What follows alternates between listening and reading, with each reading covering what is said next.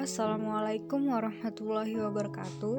Perkenalkan, nama saya Ryan Diarni. Di sini saya akan menjelaskan tentang Alzheimer disease. Apa itu Alzheimer's?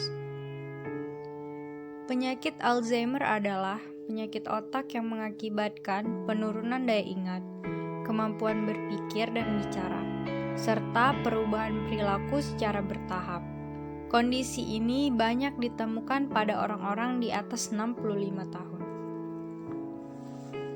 Penyakit Alzheimer pertama kali dijelaskan oleh ahli saraf Jerman, yaitu Alois Alzheimer, merupakan penyakit fisik yang mempengaruhi otak. Selama berjalannya waktu, penyakit protein plak dan serat yang berbelit berkembang dalam struktur otak yang menyebabkan kematian sel-sel otak. Orang dengan Alzheimer juga memiliki kekurangan beberapa bahan kimia penting dalam otak mereka. Bahan kimia ini terlibat dengan pengiriman pesan dalam otak. Apa yang menyebabkan penyakit Alzheimer? Sejauh ini, tidak ada satu faktor utama yang telah diidentifikasi sebagai penyebab penyakit Alzheimer. Sangat mungkin bahwa kombinasi beberapa faktor mempengaruhi seperti usia, pembawaan genetik, faktor lingkungan, gaya hidup, dan kesehatan umum. Pada beberapa orang, penyakit ini dapat berkembang diam-diam selama bertahun-tahun sampai gejalanya muncul. Faktor yang pertama yaitu usia. Usia merupakan faktor resiko terbesar untuk demensia. Demensia mempengaruhi 1 dari 14 orang di atas usia 65 tahun dan 1 dari 6 di atas usia 80 tahun. Jadi demensia di sini adalah merupakan salah satu efek dari Alzheimer disease tersebut. Kemudian pembawaan genetik. Kita tahu bahwa ada beberapa keluarga yang jelas mempunyai pembawaan penyakit dari satu generasi ke generasi berikutnya. Dalam keluarga, hal ini sering terjadi, di mana penyakit muncul relatif lebih awal. Dalam sebagian besar kasus, pengaruh gen penyakit Alzheimer yang diwariskan oleh orang tua tampaknya kecil. Jika orang tua atau anggota keluarga lain cenderung terkena Alzheimer, kemungkinan Anda sendiri terserang Alzheimer yang hanya sedikit lebih tinggi daripada orang yang tidak memiliki kasus Alzheimer pada keluarga dekatnya.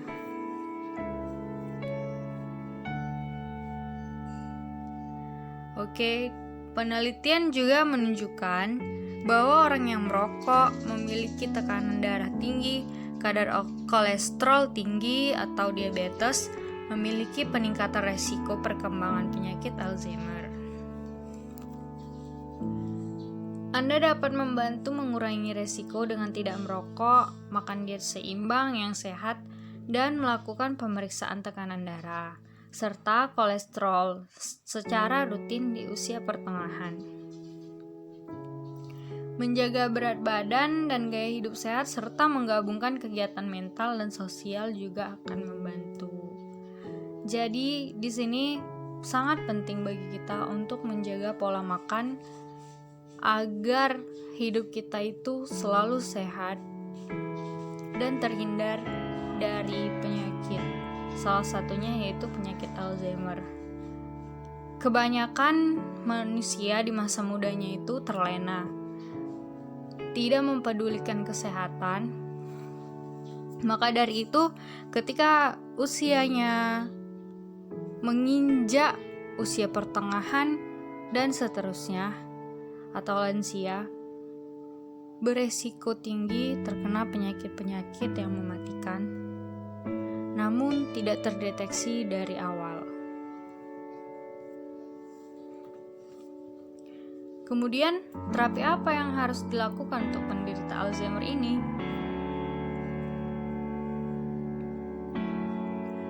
Di situ ada stimulasi kognitif yang bertujuan untuk meningkatkan daya ingat, kemampuan berkomunikasi, dan kemampuan dalam memecahkan masalah. Jadi di sini dilatih pada saraf sensoris dan motorik seseorang agar saraf tersebut dapat terlatih dan dapat mengurangi demensia dari Alzheimer tersebut. Kemudian terapi relaksasi dan terapi perilaku kognitif yang tujuannya untuk mengurangi halusinasi, delusi, kecemasan atau depresi yang dialami oleh penderita. Di sini terapi relaksasi. Sebagaimana kita tahu, ketika seseorang bahagia, maka dapat memacu hormon endorfin yang membuat seseorang itu lebih sehat karena hormon tersebut dapat merelaksasikan pikiran. Kita tahu juga stres itu salah satu sumber penyakit dikarenakan terlalu banyak beban pada saraf-saraf yang seharusnya itu direlaksasi. Kemudian ada yang disebut dengan terapi AFR atau aktivitas fungsional rekreasi. AFR ini juga dapat dilakukan pada pasien yang menderita Alzheimer disease. Terapi yang dilakukan dapat bersifat aktif maupun pasif. Nah, aktivitas rekreasi aktif dapat berupa melakukan kegiatan yang berhubungan dengan hobi dan pekerjaan pasien terdahulu. Kenapa seperti itu? Karena agar kita mudah untuk melakukan terapi dan pasien senang dalam melakukannya karena itu termasuk dari hobi atau kegiatannya dulu. Jadi di sini tidak ada kata terbebani dari pasien tersebut dan hal itu dapat memacu kesembuhan pasien lebih cepat. Walaupun sampai saat ini Alzheimer hanya bisa diminimalisir. Kemudian kegiatan tersebut bertujuan untuk memulihkan sedikit demi sedikit memori pasien. Setelah melakukan kegiatan tersebut, kita dapat meminta pasien untuk menuliskan ulang kegiatan yang telah dilakukan. Hal tersebut dapat memacu saraf sensoris dan motorik pasien, seperti yang telah dijelaskan sebelumnya. Aktivitas pasif yang dapat dilakukan antara lain mendengarkan musik nostalgia.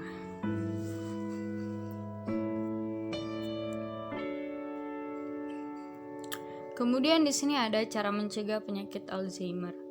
Yang pertama, menjaga pola makannya tetap sehat, seperti memenuhi kebutuhan vitamin, protein, serat, lemak sehat, dan nutrisi penting lainnya ke dalam menu makanan setiap hari. Yang kedua, berhenti merokok dan menghindari asap rokok yang bila terhirup dan masuk ke tubuh dapat menyebabkan peradangan. Nah, kebanyakan penderita Alzheimer yang meninggal itu disebabkan oleh pneumonia. Pneumonia itu terjadi pada paru-paru seseorang. Nah, di sini asap rokok dan merokok itu adalah salah satu hal terbesar yang merusak paru-paru. Seperti kita ketahui selama ini bahwa rokok itu berbahaya. Kemudian menjaga kualitas tidur tetap sehat, seperti melakukan konsultasi ke dokter jika mengalami gangguan tidur. Ketiga yaitu berolahraga untuk menjaga kesehatan tubuh secara menyeluruh. Olahraga itu penting walau hanya 5 menit sehari. Yang keempat, berhati-hati dalam menggunakan obat lain yang mungkin bisa memperparah gejala penyakit Alzheimer. Menurut situs National Institute on Aging, beberapa obat yang harus digunakan hati-hati oleh penderita penyakit Alzheimer adalah obat anti kejang, obat anti cemas, obat anti psikotik, dan obat tidur. Kesimpulannya, Kebanyakan orang dengan penyakit Alzheimer mengalami gejala penyakit tersebut ketika mereka berusia antara 30 dan 60 tahun. Dan penyakit ini jelas berbahaya karena akan membuat pengidapnya jadi tidak produktif lagi. Alhasil, tingkat kesejahteraan mereka kemudian akan menurun. Oleh karena itu, penting bagi kita untuk menjaga pola hidup yang sehat dengan menjaga pola makan dan rutin berolahraga serta berhenti merokok.